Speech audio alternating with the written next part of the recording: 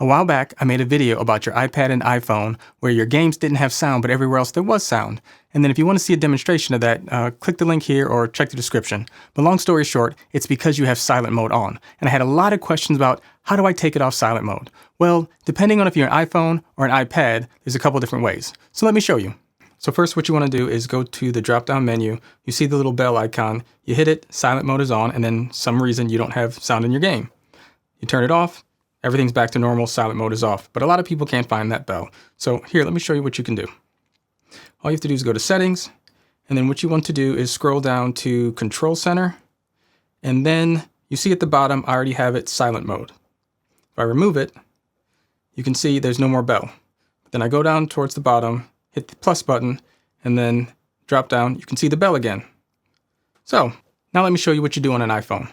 If you have an older iPhone, on the left-hand side, flip a switch, or depending on the model, press a button.